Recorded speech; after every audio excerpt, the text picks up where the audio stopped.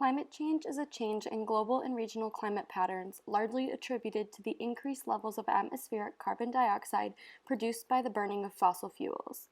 This enhances the greenhouse gas effect, where light from the sun warms the Earth's surface, and the heat being given off by the Earth's surface is absorbed by carbon dioxide and other greenhouse gases, warming the atmosphere.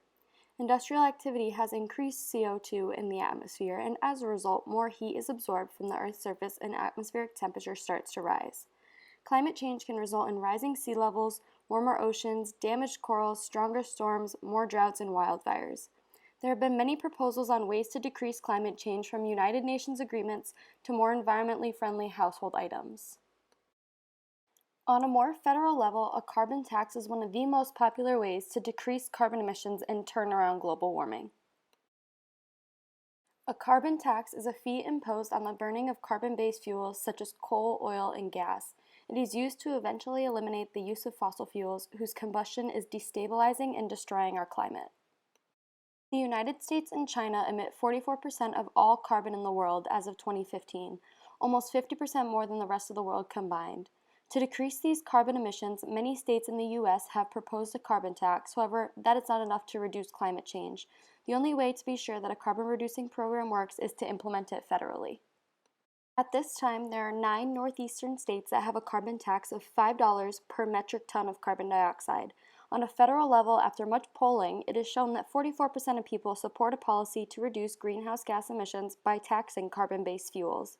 And in a poll done by the Yale Program on Climate Change Communication and George Mason University, found that 58% said that they would favor a Republican-proposed carbon tax where all revenue would be returned to households in a monthly rebate.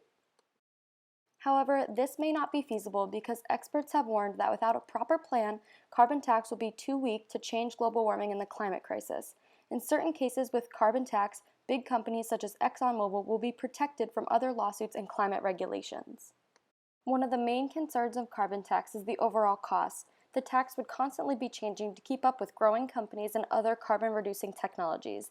This has already been proven not to work federally because the United States withdrew from the Paris Agreement, a UN framework convention on climate change dealing with greenhouse gas emissions mitigation, adaptation, and finance, originally signed in 2016.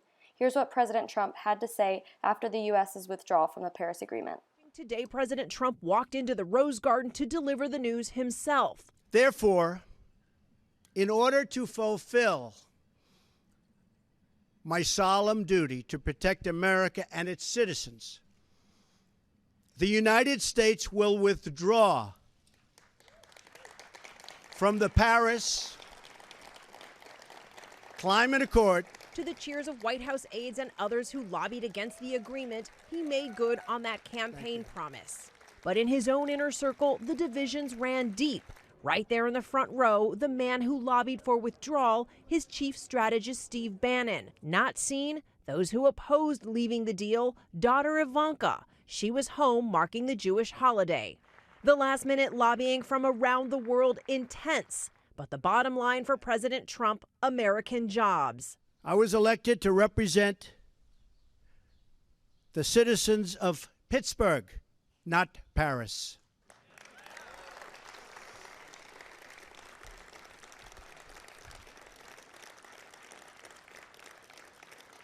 I promised I would exit or renegotiate any deal which fails to serve America's interests.